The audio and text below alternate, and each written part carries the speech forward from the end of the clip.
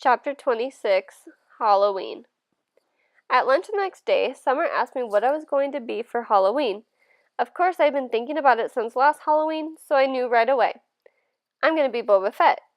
You know you can wear a costume to school on Halloween, right? No way! Really? So long as it's politically correct.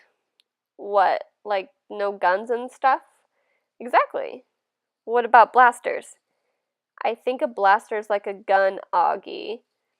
Oh man, I said, shaking my head. Boba Fett has a blaster. At least we don't have to come like a character in a book anymore. In the lower school, that's what we had to do. Last year, I was the Wicked Witch of the West from Wizard of Oz. But that's a movie, not a book.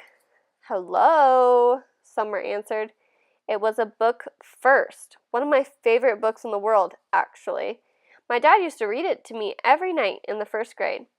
When Summer talks, especially when she's excited about something, her eyes squint like she's looking right at the sun. I hardly ever see Summer during the day since the only class we have together is English. But ever since that first day at lunch, we've sat at the summer table together every day, just the two of us. So, what are you going to be? I asked her. I don't know yet. I know what I'd really want to go as, but I think it might be too dorky. You know, Savannah's group isn't even wearing costumes this year. They think we're too old for Halloween. What? That's dumb. I know, right? I thought you didn't care about what those girls think. She shrugged and took a long drink of her milk. So, what dorky thing do you want to dress up as? I asked her, smiling. Promise not to laugh. She raised her eyebrows and her shoulders, embarrassed. A unicorn. I smiled and looked down at my sandwich. Hey, you promised not to laugh, she laughed. Okay, I said. But you're right. That is too dorky. I know, she said, but I have it all planned out. I make the head out of paper mache and paint the whole horn gold and make the mane gold too. It'd be so awesome. Okay, I shrugged. Then you should do it. Who cares what other people think, right? Maybe what I'll do is just wear it for the Halloween parade, she said, snapping her fingers, and I'll just be like a goth girl for school. Yeah, that's it. That's what I'll do. Sounds like a plan, I nodded. Thanks, Augie, she giggled. You know, that's what I like about you. I feel like I can tell you anything. Yeah, I answered, nodding. I gave her a thumbs up sign. Cool beans. Chapter 27, School Pictures. I don't think anyone will be shocked to learn I don't want to have my school picture taken on October 22nd. No way. No thank you. I stopped letting anyone take pictures of me a while ago. I guess you could call it a phobia. No, actually, it's not a phobia. It's an aversion, which is a word I just learned in Mr. Brown's class. I have an aversion to having my picture taken. There, I used it in a sentence. I thought Mom would try and get me to drop my aversion to having my picture taken for school, but she didn't. Unfortunately, while I managed to avoid having the portrait taken, I couldn't get out of being part of the class picture. Ugh. The photographer looked like he just sucked on a lemon when he saw me. I'm sure he thought I ruined the picture. I was one of the ones in the front, sitting down. I didn't smile. Not that anyone could tell if I had. Chapter 28, The Cheese Touch.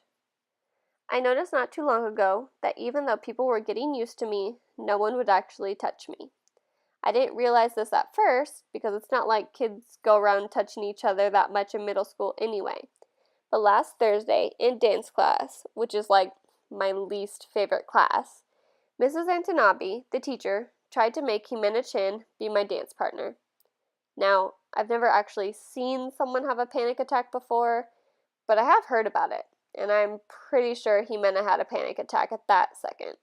She got really nervous and turned pale and literally broke into a sweat within a minute, and then she came up with some lame excuse about really having to go to the bathroom.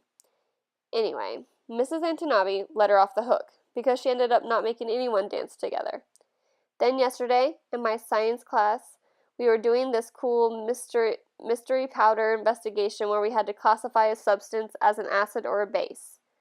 Everyone had to heat their mystery powders on a heating plate and make observations. so we were all huddled around the powders with our notebooks. Now, there are 8 kids in the elective, and 7 of them were squished together on one side of the plate, while one of them, me, had loads of room on the other side. So, of course, I noticed this. But I was hoping Miss Rubin wouldn't notice this, because I didn't want her to say something. But of course, she did notice this, and of course, she said something. Guys, there's plenty of room on that side. Tristan, Nino, go over there, she said. So, Tristan and Nino scooted over to my side.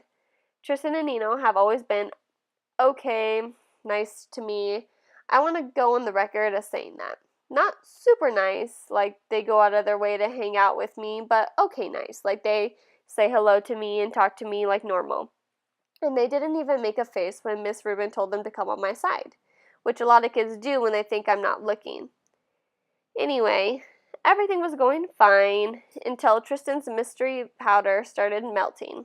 He moved his foil off the plate just as my powder began to melt too, which is why I went to move mine off the plate, and then my hand accidentally bumped his hand for a fraction of a second. Tristan jerked his hand away so fast he dropped his foil on the floor, while also knocking everyone else's foil off the heating plate. "Tristan!" yelled Miss Rubin. But Tristan didn't even care about the spilled powder on the floor or that he ruined the experiment. What he was most concerned about was getting to the lab sink to wash his hands as fast as possible. That's when I knew for sure that there was this thing about touching me at Beecher Prep. I think it's like the cheese touch in Diary of a Wimpy Kid. The kids in that story were afraid they'd catch the cooties if they touched the old moldy cheese on the basketball court. At Beecher Prep, I'm the old moldy cheese.